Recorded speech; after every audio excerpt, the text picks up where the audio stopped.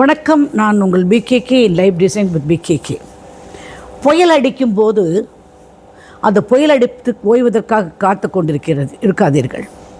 புயல் அடிக்கும்போது அந்த மழையில் நடனமாடுங்கள்.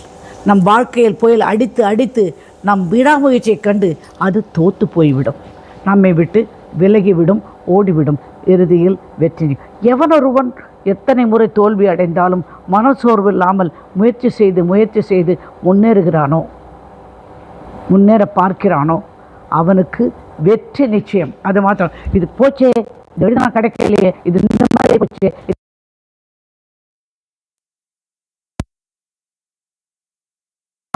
கரெக்ட் பண்ணிட்டு போயிட்டே இருப்போம்.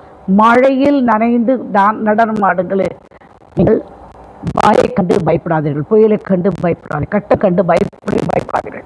பயப்படக்கூடவே கூடாது. இத்தனை நாள் வாழ்ந்தோம் அப்படின்றது முக்கியமான விஷயம் இல்லை. எத்தனை இதயத்தை தொட்டோம், எத்தனை பேரிடம் கருணை காட்டினோம், அன்பு செலுத்தினோம். அதை அவங்க திரும்பி செய்கிறாங்களோ பார்க்குறாங்களோ நம்மகிட்ட அன்பு, அதை பற்றி உங்கள் மனதால் சிலருடைய வாழ்க்கையை நீங்கள் தொட்டிருந்தால் அதுதான் அதிமுக்கியம். அதை நீங்கள் உணர வேண்டும். இன்னொரு சந்தர்ப்பம், ஒவ்வொரு சூரிய உதயம் வரும்போதும் வாழ்க்கையை நமக்காக கொடுக்கும் இனியொரு சந்தர்ப்பம். அந்த சந்தர்ப்பத்தை வீணடித்து விட நன்றி சொல்லுங்கள். என் வீட்டில் ஒரு செடியில் ரோஜாப்பூ 5 வருஷம் 6 வருஷமாக பூத்துட்டே இருக்குது. அது பூக்க பூக்க பூக்க எவ்வளோன்னா ஒரு 10 பூ 100 பூ, அது திரும்பி உதிர்ந்துடும், திரும்பி பூக்கும். அதுதான் வாழ்க்கை கூட. உதிருவோம் மலருவோம், முதிருவோம் மலருவோம். அப்படித்தான் வாழ்க்கையே. அந்த ரோஜா பூவை நான் கட்டி அணைச்சி நன்றி சொல்வேன், நன்றி சொல்லிகிட்டே இருப்பேன். ஏன்னா என்ன நாடு என் வீட்டில் உட்காந்து நீ பூத்துருக்கேன், நான் ஒரு பூ கூட எடுத்து யூஸ் பண்ண மாட்டேன். அப்படியே அதுக்கு என்ன ப்ராசஸோ அது வாழ்ந்துட்டு போட்டோம் அப்படின்னு விட்டுறேன். அதே மாதிரி பிறரை வாழ விடுங்கள். உங்களுடைய வாழ்க்கையை நீங்கள் நல்லபடியாக நடத்தி கொள்ளுங்கள். மன அமைதியுடன், சந்தோஷத்துடன், நிம்மதியுடன் இருங்கள். என்னுடைய சேனல் பேர் லைவ் டிசைன்ஸ் வித் பிகேகே. கண்டிப்பாக சப்ஸ்கிரைப் பண்ணுங்கள், பிடிச்சா லைக் பண்ணுங்கள், முடிஞ்சால் ஷேர் பண்ணுங்கள். உங்கள் அனைவருக்கும் என்னுடைய தீபாவளி நல்வாழ்த்துக்கள். நேற்றே நோன்பு நிறைய பேருக்கு முடிஞ்சு போச்சு. நல்லா சந்தோஷமாக கொண்டாடணும். நான் எங்கள் வீட்டில் சில ஃபோட்டோஸ் மாத்திரம் போடுறேன். ஏன்னா ஜாஸ்தி பேசினா கொண்டா பார்க்க மாட்டேன்றீங்க. அதனால் சரி, வெறும் கொஞ்சம் 2-3 ஸ்டில்ஸ் எடுத்தோம். எங்கள் வீட்டில் நிறைய காலைல பிரேக்ஃபாஸ்ட் கொடுத்துருவோம். வெஜிடேரியன் நான்வெஜ் சேர்த்து ஒரு 40-50 பேர் வந்து சாப்பிட்டுட்டு போவாங்க. பேசிகிட்டு இருப்போம், பட்டாசு வெடிப்போம். அந்த மாதிரி பல விஷயங்கள் நாங்கள் செய்கிறதுண்டு. அந்த ஸ்டில்ஸ் எல்லாம் உங்களுக்கு காமிக்கிறேன். யாரோ போட்டிருந்தாங்க, we are waiting for your Deepavali photos, video.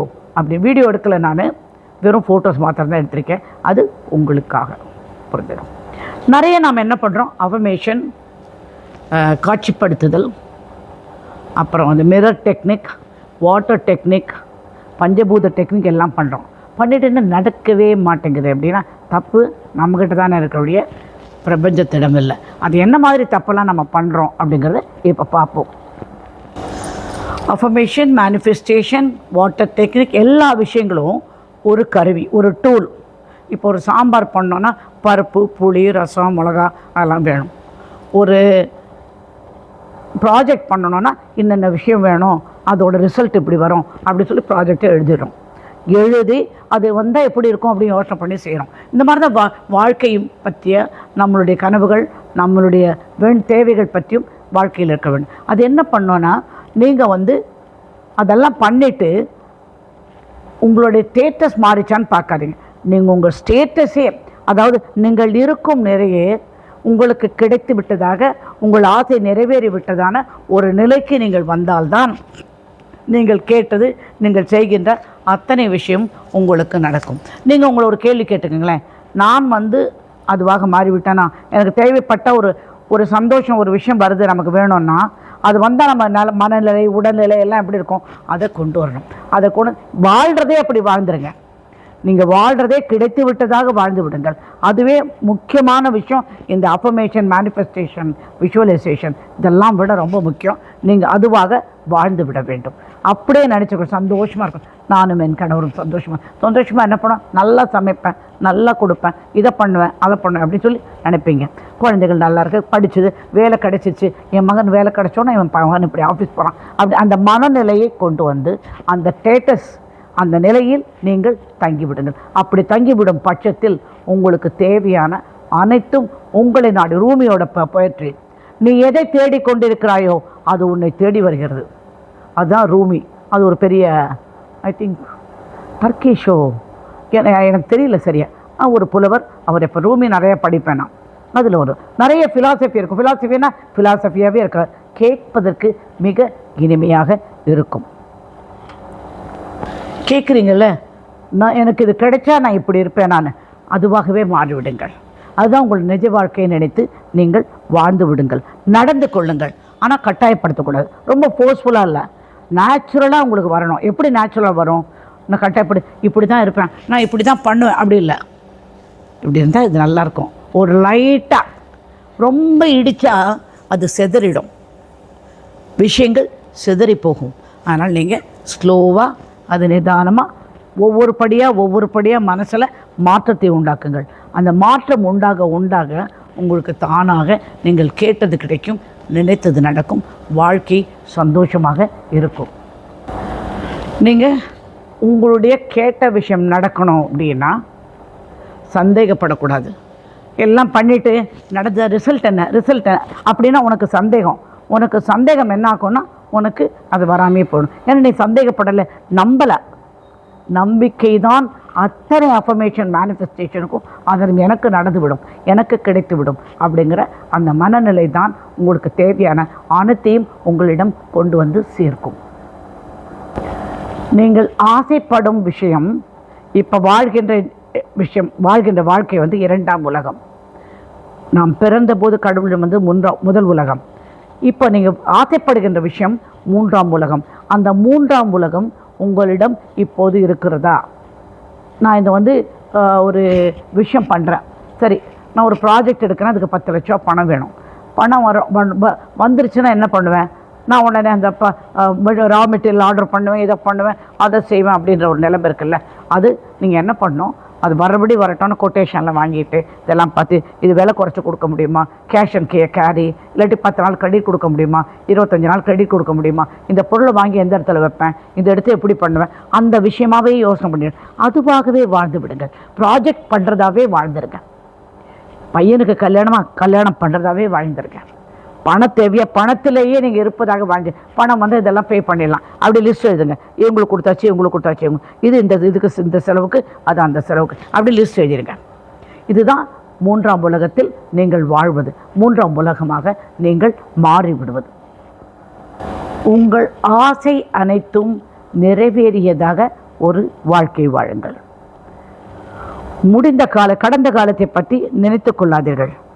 நீங்கள் சாதாரணமாக இருந்தால் போதும். பர்ஃபெக்டாக இருக்கணும்னு அவசியமே இல்லை. யாருமே நான் கூட பர்ஃபெக்ட் இல்லை, எனக்கும் சில டிஃபெக்ட் இருக்குது. கோச்சுப்பேன், திட்டுவேன், அதை பண்ணுவேன், இதை எல்லாமே நான் பண்ணுவேன். ஏன்னா எனக்கு சில விஷயங்கள் தப்பாக பண்ணிவிடுவாங்க. வண்டி இடித்து டிரைவர் கொண்டு வந்துச்சா கண்டிப்பாக நான் கோச்சு தான் ஆகணும், கோபிக்காமல் இருக்க முடியாது. க்ளீன் பண்ணாமல் இருந்தான்னா இப்போ இந்த க்ளீன் பண்ணுற பையன் அவனை கூப்பிட்டு திட்ட தான் வேணும். ஸோ இந்த மாதிரி நிறைய விஷயங்கள் இம்பர்ஃபெக்ஷன், அதெல்லாம் பர்ஃபெக்டாக நான் இப்படி தான் இருப்பேன். ஏன்ப்பா உடைச்சிட்டே வண்டியை, பரவாயில்ல அப்படி சொல்கிற அளவுக்கு நான் மனநிலையில் இருக்கவே மாட்டேன். எல்லாரும் அப்படி தான் இம்பர்ஃபெக்டாக இருங்க. Imperfection is a beauty. சரியான தன்மை, நேர்த்தன்மை இல்லாத இருப்பதும் ஒரு அழகு தான். ஆனால் அதே நேரத்தில் நீங்கள் என்ன அப்படின்னா எங்கிட்ட இல்லை அப்படின்னு மொத்தம் நினச்சிக்காதீங்க. உங்ககிட்ட எல்லாம் இருக்குது. என்ன விஷயம்னா, ஒரு விஷயம் நம்ம மறந்துடுறோம். பிரபஞ்சத்தோட பொருள் எல்லாம் இருக்குது. உன்னுடைய தேவை எல்லாம் ஆல்ரெடி ரெடியாக இருக்காங்க.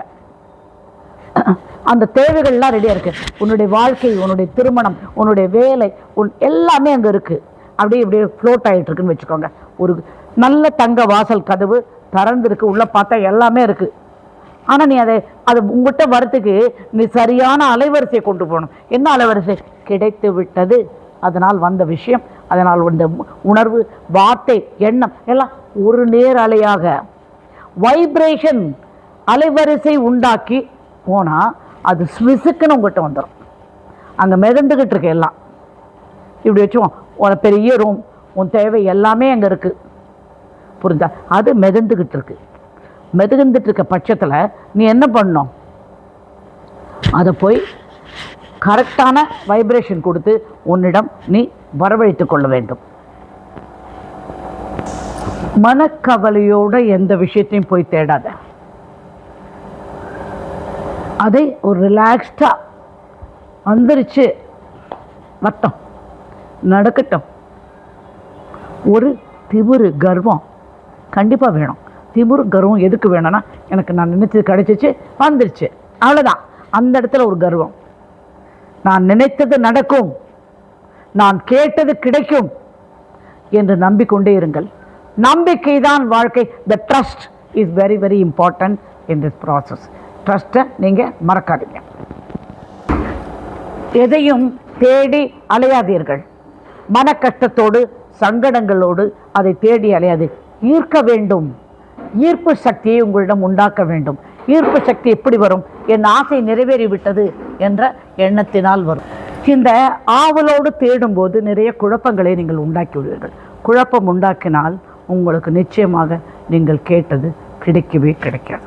அதை நீங்கள் மனசில் நினைவு வச்சுக்கோங்க. புரிஞ்சுதா? சில விஷயங்கள், வீடு ஐஸ்வர்யமாக இருக்கணும்னா சில விஷயங்கள் நீங்கள் செஞ்சே ஆகணும்.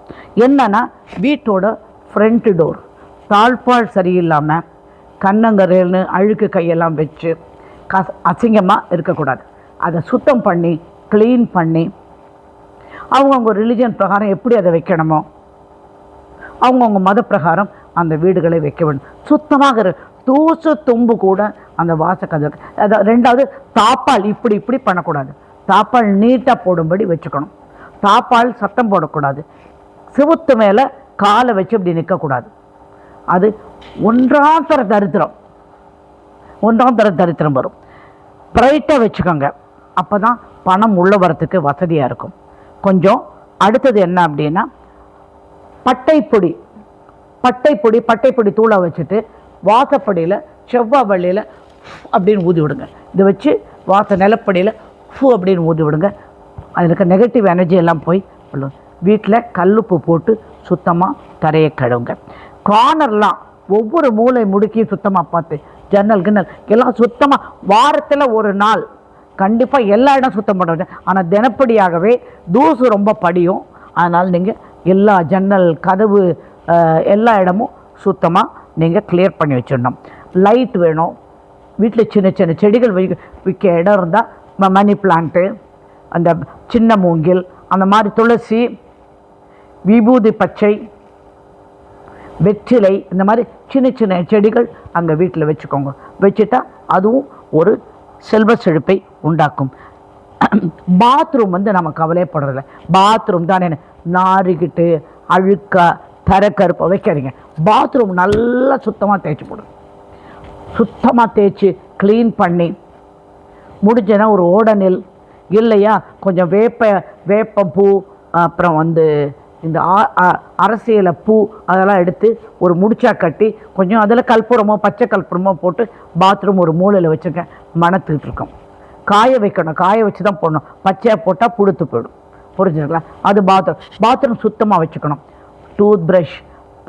ஒரு டூத் ப்ரஷ் 2 மாதத்துக்கு மேலே யூஸ் பண்ணாதீங்க. புது சோப்பு துண்டாக வச்சு அதை கடைசி வரைக்கும் தேய்ச்சிட்டு இருக்காதீங்க. சோப்பு புதுசாக ஒன்று கொஞ்சம் அப்படி சின்னதாக மெல்லிஸ் ஆனோன்னே தூக்கி போட்டுட்டு ஒரு சோப்பு ஆஃப்டர் ஆல் மேக்ஸிமம் 30 ரூபா அதை வாங்கிடுங்க. வாங்கி புது சோப்பு வச்சுக்கணும். பாத்ரூம் ரொம்ப சுத்தமாக இருக்கணும். என்ன ரீசனா, எல்லா இடத்துலையும் கடவுள் இருக்கார். அதே மாதிரி என்ன பண்ணோன்னா, நம்ம லெட்டர்ஸ் எல்லாம் வாங்கி எப்படி கீழ்ச்சி பார்த்து மூலையில் போடுறது அல்ல. லெட்டர்லாம் வாங்கினீங்கன்னா ஒரு அழகான துணிவில் இப்படி பைசிங்க சொருகி வைங்க. அந்த சாவிங்களை கண்ட இடத்துல போடுறது பண்ணக்கூடாது. அந்த சாவி மாட்டுறதுக்கும் ஒரு பாக்ஸ் மாதிரி பண்ணி அதை மாற்றி வைக்கணும். அதே மாதிரி இந்த துணி துவைக்காமல் மூட்டையை அங்கே போட்டு வைக்கிறது, மொத்தமாக அழுக்கு துணியாக எல்லாம் சேர்த்து மிஷினில் போட்டுடுவேன். அது கிடையாது. சின்ன துணியாக இருந்தால் கொஞ்சமாக துணி தான் உடனடியாக இருக்கணும். இன்னொரு விஷயம், கெட்ட விஷயம் எல்லாருக்கும் என்னென்னா, இந்த அண்டர்வேர் ப்ரா அதெல்லாம் இருக்குல்ல, ஜென்ஸாக இருந்தாலும் லேடிஸாக இருந்தாலும் கையிலேயே சோப்பு போட்டு கசக்கி உணர்த்திட்டு வாங்க. அதை அங்கே போட்டு யாரோ உங்களுக்கு துவைச்சி போடுவாங்கன்னு உட்காந்துருக்காதீங்க. இந்த இன்னர் வேர்லாம் அடுத்தவங்களை துவைச்சா அவங்க மனசு கஷ்டப்பட்டு தான் செய்வாங்க. அப்படி அவங்க மனசு ஃபஸ்ட்டு கஷ்டம் செஞ்சால் உங்களுக்கு நல்லது கிடையாது. அண்டர்வேர் ப்ரா இதெல்லாம் நீங்களே சோப்பு போட்டு துவைச்சி அதுக்கு ஒரு இடம் வச்சு அங்கே எங்கே உணர்த்தணுமோ அதை நீங்கள் உணர்த்தி விட்டுடணும். வீடு ஃபுல்லாக பழைய துணி, அழுக்கு, மடிக்காத துணி அப்படிலாம் நிறைய இருந்தால் 2 இடம் வச்சுக்கோங்க. ஒன்று அட்டைப்பட்டி ஒன்று வச்சு இந்த தோய்ச்சி வந்த துணியெல்லாம் மொத்தமாக அதில் போட்டு வச்சுருங்க. அப்புறம் எடுத்து டக்குன்னு மடித்து வைங்க. எந்தெந்த இடத்துல எது எது வைக்கணும். ஏன் இதெல்லாம் சொல்கிறேன்னா, எங்கள் வீட்டில் இன்னும் கஷ்டமே போகல, எனக்கு ஒரே கஷ்டமாக இருக்குது, பணம் கஷ்டமாக இருக்குது, வீடு கஷ்டமாக இருக்குது, உடம்பு சிக்காக இருக்குது அப்படின்னு சொல்லும்போது இந்த விஷயங்கள்லாம் கிளியர் பண்ணால் ஆட்டோமேட்டிக்காக எனர்ஜி வீட்டில் மாறி போயிடும். எனர்ஜி வீட்டில் மாறும்போது உங்களுக்கு நல்லது தான் நடக்குமே ஒழிய கெடுதல் நடக்க ஒரு சான்ஸும் கிடையாது. லாண்ட்ரி துணி,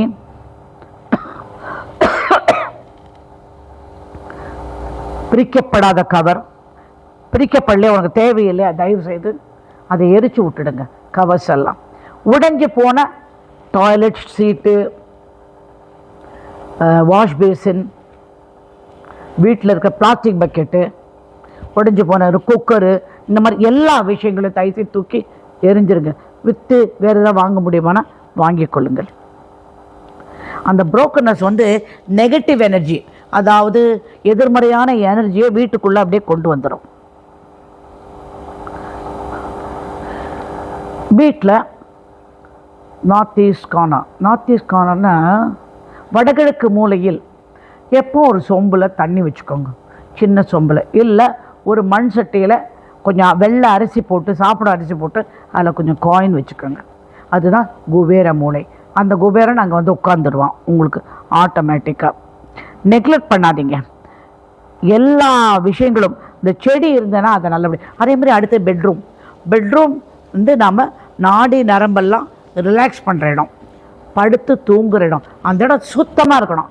ஒரு தூசு தும்பு எல்லாத்தையும் பெட்ரூமில் சேஃபாக இருக்கும் கொண்டு வந்து குப்பை மாதிரி போட்டு இதெல்லாம் பண்ண. அடுத்தது உங்கள் பீரோவில் துணி அடுக்குறீங்கன்னா அழகாக அடுக்கி வைங்க. எல்லாத்தையும் எடுத்து அப்படி போட்டு, எல்லாத்தையும் எடுத்து அப்படி போட்டு. எதுக்கு இதெல்லாம் சொல்லிகிட்டே இருக்கேன்னா, நிறைய பேர் என்கிட்ட சொல்ல நான் அப்போ விஷயம் பண்ணிட்டேன், அதை பண்ணிட்டேன், ஆனால் ஒன்றும் நடக்க மாதிரி காற்று வரல, கஷ்டமாக. இதெல்லாம் மணி பிளாக்கிங் திங்ஸ். இந்த மணி பிளாக்கிங் திங்ஸை உங்கள் வாழ்க்கையிலேருந்து நீங்கள் கண்டிப்பாக நீக்கி விடணும். புரிஞ்சுதா? இனி ஒரு அழகான செய்தியோடு உங்களை மீண்டும் சந்திக்கிறேன்.